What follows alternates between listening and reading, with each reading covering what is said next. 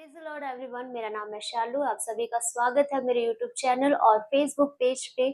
परमेश्वर का धन्यवाद करते हैं, एक बार फिर से हम इकट्ठे हुए हैं नए प्रकाशन को सीखने के लिए। तो आइए आज के अध्ययन में हम चलते हैं।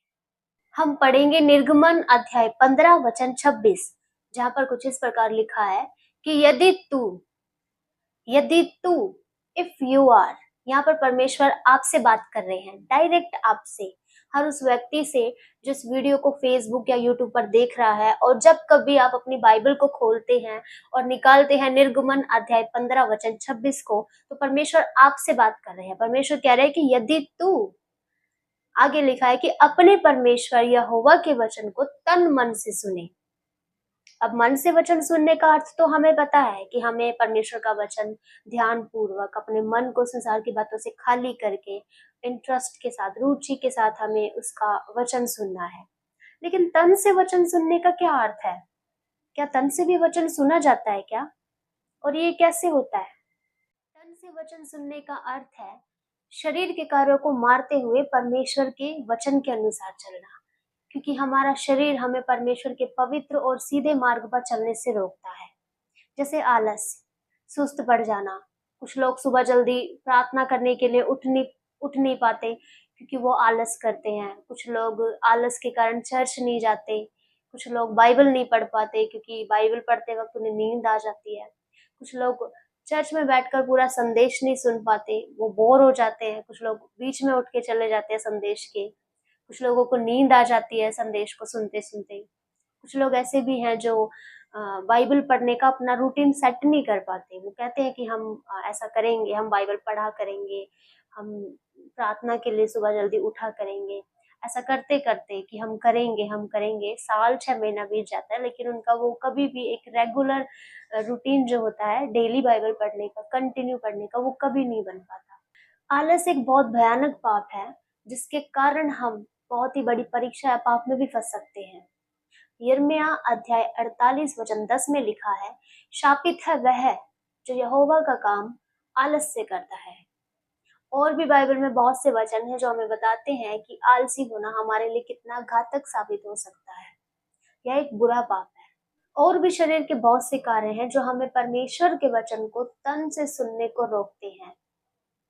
जब हम पढ़ते हैं गलातियों अध्याय 5 वचन 19 से 21 में, तो वहां पर शरीर के कार्यों के बारे में बताया गया है, जैसे व्यभिचार, गंदे काम, लुच्चपन, मूर्ति पूजा, टोना, बैर, झगड़ा, ईर्ष्या, क्रोध, विरोध, फूट, विधर्म। ये सब शरीर के कार्य हैं। और जो कोई व्यक्ति इन कार्यों को करता है, इनके अनुसार अपना जीवन व्यतीत करता है, विश्वासी होने के बावजूद भी वो व्यक्ति स्वर्ग के राज्य में कभी प्रवेश नहीं कर पाएगा। और जो इन कार्यों में लिप्त है, वो परमेश्वर के वचन को तन से नहीं सुन रहे हैं। अगर आप व्यभिचार में हैं, तो परमेश्वर के वचन को तन से सुनने वाले नहीं हैं। अगर आप झगड़ा करते हैं, विरोध करते हैं, फूट डालते हैं भाइयों के बीच में, अगर आप किसी से ईर्ष्या करते हैं, नफरत करते हैं, तो आप परमेश्वर के वचन को तन से नहीं सुन रहे हैं। और परमेश्वर आपसे कहता है कि अपने परमेश्वर यहोवा का वचन मन से भी सुनो और तन से भी सुनो। तो तन से वचन सुनने के लिए हमें शरीर के सारे कार्यों को मारना है। शरीर के कार्यों को मारकर परमेश्वर के वचन के अनुसार चलना, उसके पवित्र और सीधे मार्ग पर चलने का अर्थ ही है तन से उसका वचन सुनना। आगे बढ़ते हैं, निर्गमन अध्याय 15 वचन 26। आगे लिखा है, और जो उसकी दृष्टि में ठीक है वही करे।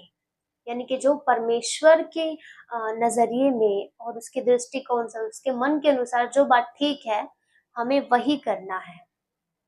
अब बाइबल हमें बताती है कि हमें मसीह का मन दिया गया है।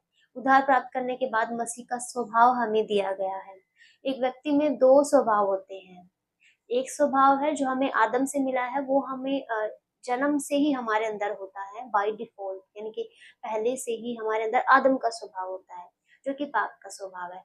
लेकिन जब हम यीशु मसीह पर विश्वास कर कर उद्धार प्राप्त करते हैं, तब हमें एक नया स्वभाव मिलता है, प्रभु यीशु मसीह का स्वभाव।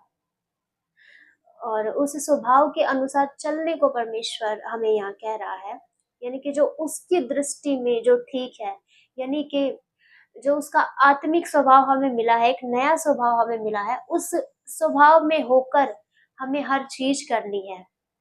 क्योंकि वो जो नया स्वभाव है वो उसका मन है, उसमें उसकी एक उसका दृष्टिकोण के द्वारा हम चीज़ों को देखते हैं, हम चीज़ों को करते हैं।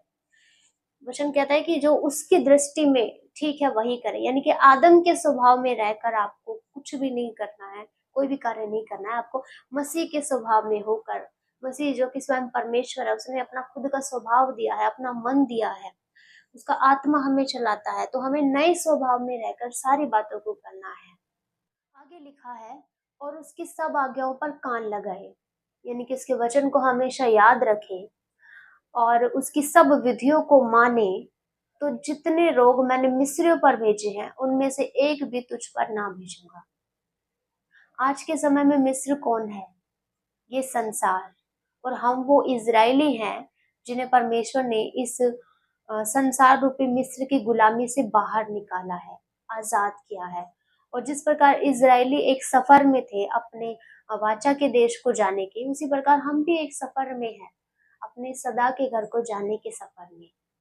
और परमेश्वर ने हमें भी अपने विधि और नियम दिए हैं, और जो कोई उसके विधियों को, उसके नियमों को अपने तन मन से फॉलो करेगा और उसकी आज्ञाओं पर चलेगा और जो उसकी दृष्टि में ठीक है वही करेगा, वही अपने सदा के घर को पहुंचेगा। आगे लिखा है, क्योंकि मैं तुम्हारा चंगा करने वाला परमेश्वर हूँ।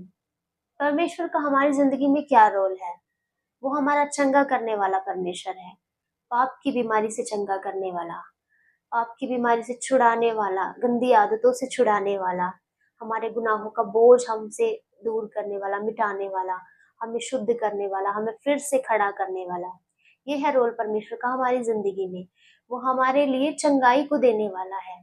लेकिन परमेश्वर कहता है, यदि तुम मेरी विधियों को, नियमों को ना मानो, तो मैं पलट कर तुम्हारी हानि करूंगा।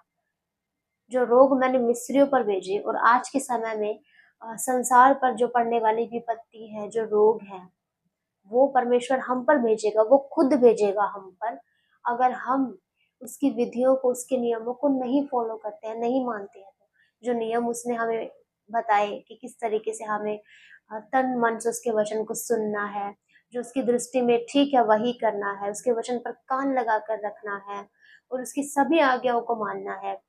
यदि ये सब चीजें हम ना करें तो परमेश्वर कहता है मैं पलटकर तुम्हारी हानि करूंगा।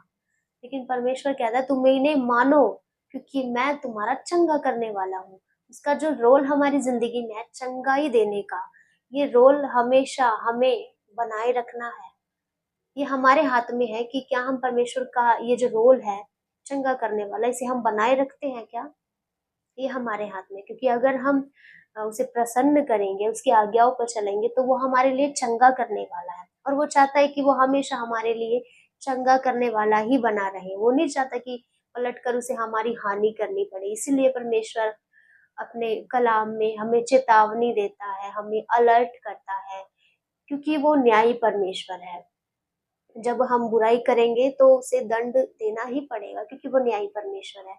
वो बख्श नहीं सकता। अगर उसने बख्शा भी है तो बदले में उसने अपने पुत्र को दिया है।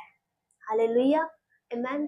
तो उसने बदले में अपने पुत्र को दिया है। अगर उसने हमें बख्शा भी है तो वो न्यायी परमेश्वर है। इसलिए हमें अलर्ट करता है कि तुम मेरी विधियों को मानो, मेरी इच्छा के अनुसार चलो, आज्ञा के अनुसार चलो, ताकि मैं पलट कर तुम्हारी हानि ना करूं। तो मेरे प्रियो, परमेश्वर का धन्यवाद करते हैं इस खूबसूरत वचन के लिए। निर्गमन अध्याय 15 वचन 26, इस वचन के द्वारा परमेश्वर ने मुझसे और आपसे बातें की है। और मेरी प्रार्थना है कि इस वचन के द्वारा, इस वीडियो को सुनने के बाद आप परमेश्वर के नजदीक आए, आपके हृदय में परमेश्वर का एक भय आए, ताकि आप परमेश्वर की विधियों को तन मन से मान सके और उसकी दृष्टि में जो ठीक है वही करे और उसके आज्ञाओं पर कान लगा कर रखे। हालेलुया, जय मसीह की, प्रेज द लॉर्ड। मिलते हैं नेक्स्ट वीडियो में। God bless you all.